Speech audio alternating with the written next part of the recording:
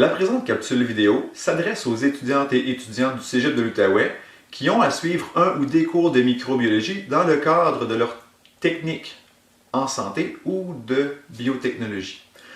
L'objectif de ces capsules, c'est de faire réaliser aux étudiantes et étudiants toute l'importance de la microbiologie, des équipements de protection individuelle, de l'asepsie et aussi des techniques de nettoyage ou de désinfection de l'environnement quand on travaille avec un patient qui est atteint d'une maladie infectieuse.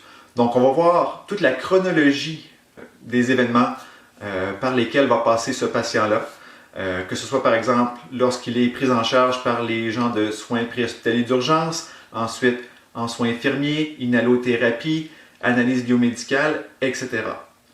Certaines capsules vont en plus faire appel aux techniques de biotechnologie, de techniques de diététique. On va avoir aussi techniques policières. Donc, si vous voulez savoir quels sont les programmes qui sont impliqués dans chacun des scénarios, dans chacune des capsules, vous pouvez regarder dans la description de la vidéo juste en dessous. Donc, vous verrez le temps auquel on fera appel aux différentes techniques de santé du Cégep de l'Outaouais.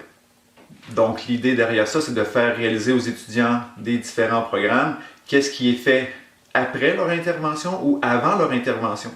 Par exemple, souvent, un étudiant en soins infirmiers ne sait peut-être pas quelles sont les procédures qui ont été suivies par l'étudiant en soins préhospitaliers d'urgence, donc celui qui a amené le patient à l'hôpital. Et parfois, l'étudiante ou l'étudiant de soins infirmiers ne sait pas ce qui est fait par la suite par la personne en analyse biomédicale. Donc, c'est l'objectif principal, dans le fond, de ces vidéos-là, c'est de leur faire comprendre toute la chaîne des événements et de réaliser que plusieurs personnes sont appelées à intervenir auprès d'un même patient.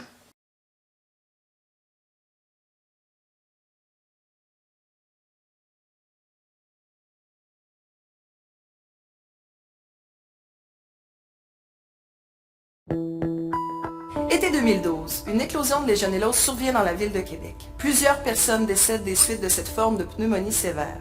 La source de cette éclosion, une installation de tours de refroidissement à l'eau contaminée par la bactérie Legionella pneumophila. Projetée par les ventilateurs, l'eau qui circule dans ces installations se retrouve dans l'air ambiant sous forme de fines gouttelettes. Si cette eau est contaminée par la bactérie, les personnes qui circulent à proximité sont susceptibles de les respirer et d'être infectées. Afin de limiter ce risque, la Régie du bâtiment du Québec a implanté un premier règlement en mai 2013, puis un second en juillet 2014. Nous avons implanté rapidement une première phase réglementaire qui oblige les propriétaires de tours de refroidissement à se doter d'un programme d'entretien, d'un registre et à transmettre à la RBQ des renseignements sur leurs installations. À l'été 2014, une deuxième phase du règlement est entrée en vigueur. Les propriétaires doivent désormais faire analyser l'eau de leurs installations pour déterminer la concentration de légionelle. Un prélèvement doit être effectué au démarrage de l'installation, à tous les 30 jours pendant la période de service ainsi qu'à la suite d'une décontamination. Pour réaliser les analyses, le préleveur doit faire affaire avec un laboratoire accrédité par le Centre d'expertise en analyse environnementale du Québec. Le laboratoire fournira notamment le contenant nécessaire au prélèvement. En plus d'être stérile, celui-ci inclut un agent de conservation. Avant toute chose, il est essentiel d'assurer la sécurité de la personne chargée de prélever cet échantillon. Le préleveur doit donc obligatoirement porter des lunettes anti-éclaboussure, porter des gants en latex ou en nitrile neufs et jetables. Les gants doivent être remplacés si plusieurs échantillons sont effectués.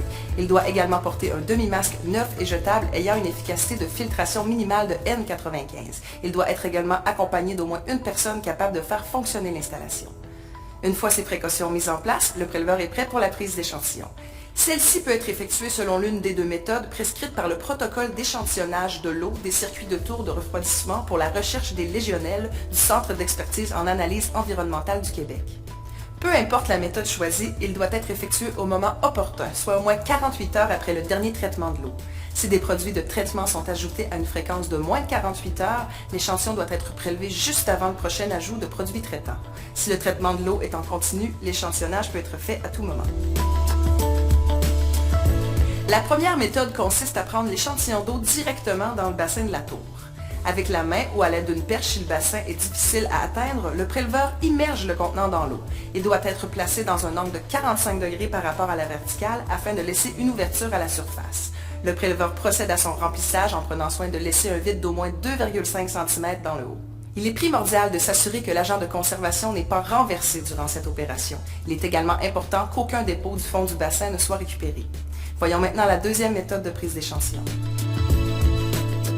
La deuxième méthode consiste à prendre l'échantillon à partir d'une valve. Bien sûr, les mêmes consignes de sécurité doivent être respectées. Il est primordial que l'échantillon soit pris à un point de circuit représentatif de l'eau contenue dans l'installation. Ce point doit préalablement être établi par les professionnels responsables de l'élaboration du programme d'entretien et identifié sur l'installation. Avant de prélever l'échantillon, l'eau doit s'écouler pendant au moins 30 secondes afin que l'eau stagnante soit purgée et que les conduits soient rincés. Sans toucher la valve, le contenant est ensuite rempli en prenant soin d'y laisser un espace vide d'au moins 2,5 cm dans le haut. Il est important de ne pas renverser l'agent de conservation du contenant. À la suite du prélèvement, l'échantillon est refermé, essuyé et identifié. L'échantillon doit être ensuite placé dans une boîte rigide accompagnée du formulaire de demande d'analyse.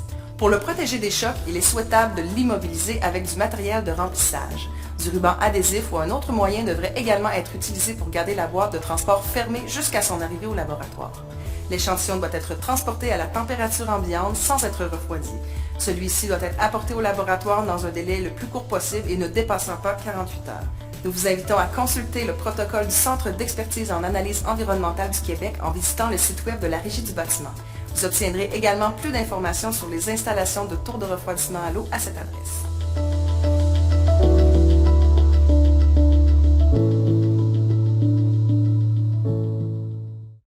Bon, je vais prendre mon échantillon d'eau. J'ai mon produit au fond. Je rentre. D'accord. Là, il est rempli. Là, je suis prêt à l'envoyer en biotechnologie. OK. Bon, je vais faire mon test pour la légionnelle. C'est ma tour de refroidissement, c'est mon bassin. Fait que, oui, mon échantillon, oui. Fait que là, je vais le rentrer.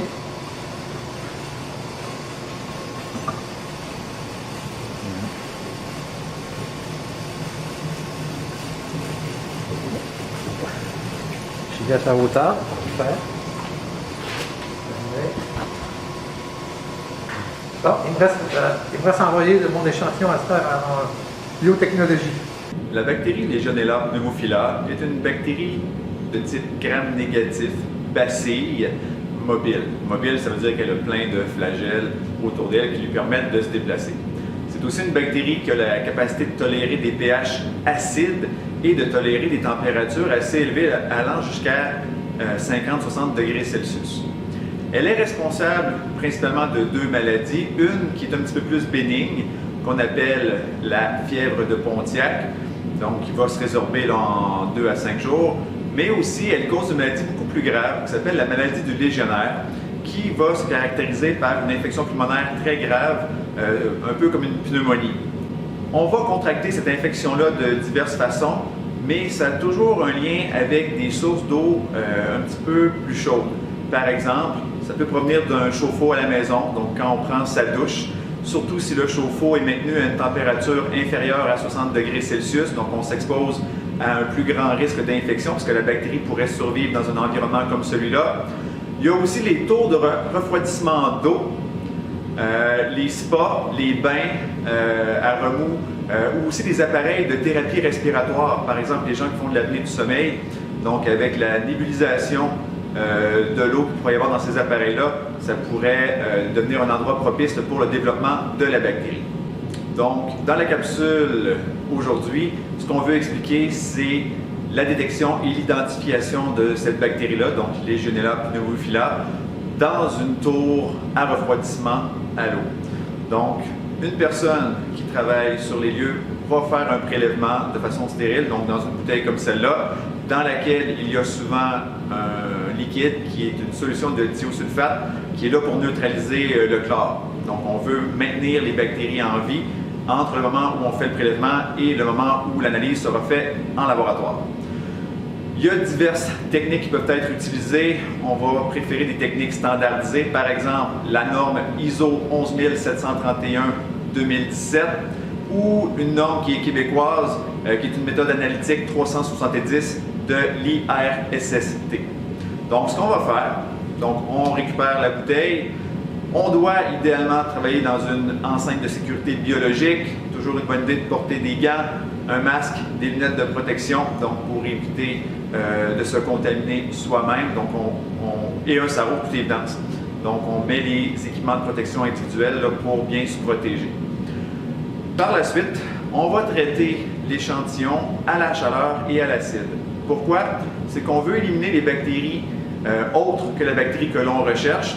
Et la bactérie que l'on recherche tolère bien une certaine température et tolère aussi les pH acides, ce qui n'est pas le cas de plusieurs autres bactéries. Donc en faisant ça, on élimine les bactéries qui seraient moins d'intérêt et qui pourraient disons, compromettre l'analyse des résultats. Donc, une fois que ce traitement-là est fait, on va procéder à la filtration de l'échantillon. Donc, on va concentrer les bactéries sur un filtre. Ce filtre-là, par la suite, on peut le déposer directement sur des géloses. Et les géloses qui sont souvent utilisées pour la détection de Legionella sont les géloses BCYE ou BCYE avec cystéine, donc en fonction des besoins de la bactérie. Ce sont des milieux, dans ce cas-ci, qui ne sont pas sélectifs, mais avec les méthodes que l'on a prises précédemment, donc chaleur et acide, les autres bactéries vont être éliminées. Donc, on prend ces milieux-là, pourquoi? C'est parce que la bactérie Legionella, elle est quand même assez fastidieuse, elle est difficile à mettre en culture, et ces milieux-là vont lui permettre d'avoir tous les éléments, on va dire nutritifs, toutes les conditions optimales pour sa croissance. Il y a aussi, par exemple, des géloses qui peuvent être plus sélectives, donc vraiment aller inhiber certaines bactéries ou même certaines levures, certains mycètes. Par exemple, la gélose GVPC. Donc, cette gélose-là, encore une fois, contient tous les éléments nutritifs essentiels à la croissance de Legionella, mais va inhiber des bactéries, entre autres les bactéries gram-positifs, et va aussi contenir, elle va les inhiber en raison d'un antibiotique qui est présent, et la gélose va aussi contenir des antifongiques pour limiter la croissance de moisissures ou de levures. Toutes ces techniques-là, pour la croissance de Legionella, sont quand même assez longues. Ça peut prendre plusieurs jours. Et ce qu'on va voir généralement, ce sont des bactéries, on va dire blanchâtres, sur une gélose assez foncée noire. Donc, ça va être un signe de croissance positif. Il y a des tests qui peuvent être plus rapides, qui peuvent être faits. Par exemple, l'utilisation d'une technique par PCR, où on va essayer de détecter la présence du génome de la bactérie dans l'environnement. Donc, ça peut être fait aussi. Mais si on veut vraiment quelque chose de quantitatif, c'est peut-être plus facile ou idéal de le faire sur gélose.